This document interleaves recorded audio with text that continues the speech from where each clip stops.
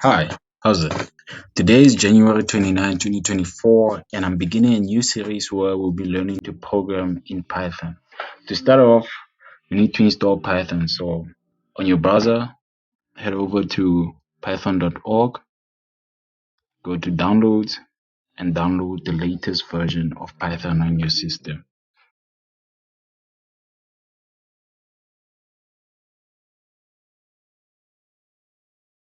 After downloading Python, run the exe and follow all the prompts on your screen. After that, we need to install Visual Studio Code. So on your browser, go to code.visualstudio.com. Now, I'm using a Windows machine. That's why it's saying download for Windows. It might be different for you. So download the version you need for your machine. So I'm using Windows, so I'm gonna go ahead and download for Windows. Now I've already done this, so I don't need to install Visual Studio. After downloading Visual Studio, run the exe, accept the agreement, create the desktop icon, and finish the installation. After having finished installing Visual Studio Code, you're gonna see a desktop icon on your desktop, like here.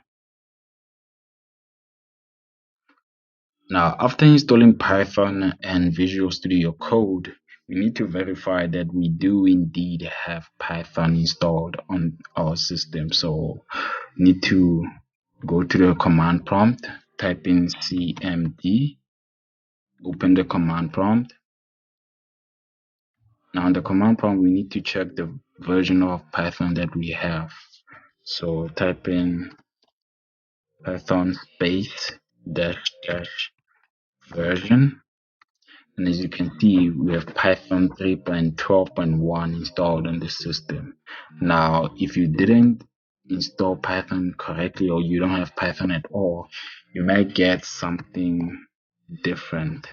For example, you might get something like Python. You might get a message like this: is not recognized as an internal or external command, operable program, or batch file. You might get a message similar to this or this exact message.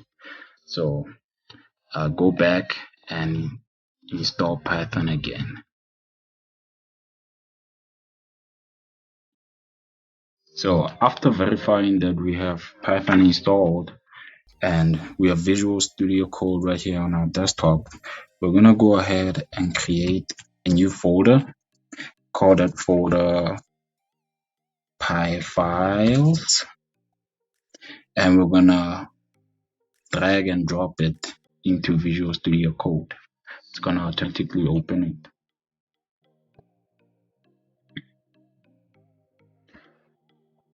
Now we have our folder Py files right here. We're gonna create a new file within that folder. We're gonna call that file test1.py. Py is the extension for Python, so we can go ahead and start writing out some code. So I'm gonna write the code for the initiation for Python, which is print, all in lower cases, hello world.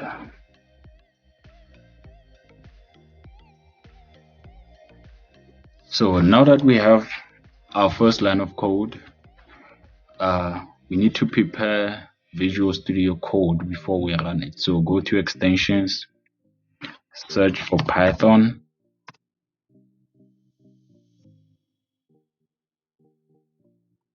install this version of Python from Microsoft. After installing Python, search for Code Runner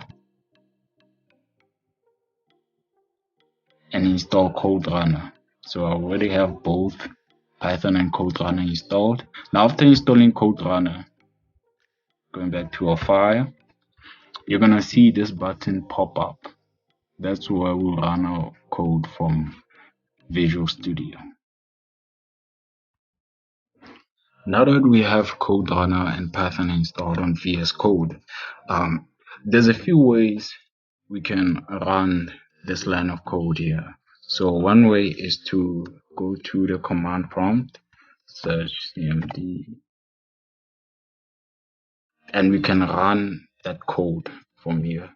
So we need the path to the file. So go to the folder and copy this path.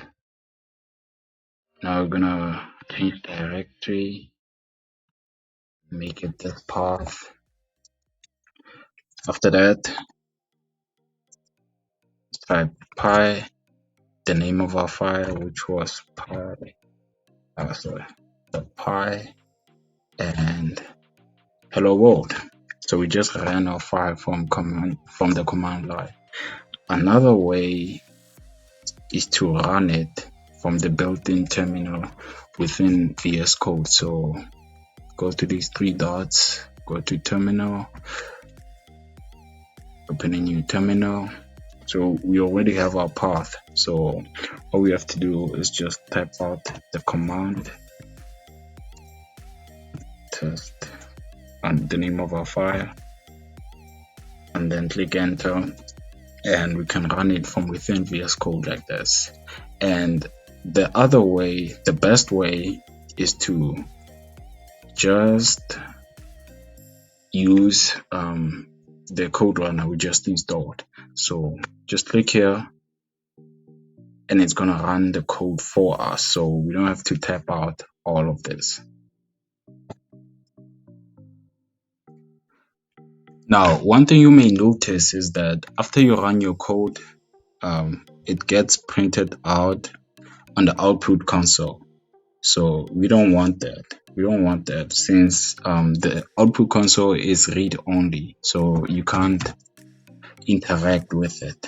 You want your code to be ran on the terminal. So to change that, you're gonna go to settings, commonly used, head down to code actions on save, edit in settings.json, and you're gonna have to add this line of code. So it's code runner.running terminal being true. After having done that, when you run your code, it's gonna automatically go to the terminal. So if you need to get user input, or if you want to interact with your program, that's how you're gonna do it each and every time. Like every time you run your code, it's gonna go to the terminal. And we're done. Thank you. Like and subscribe.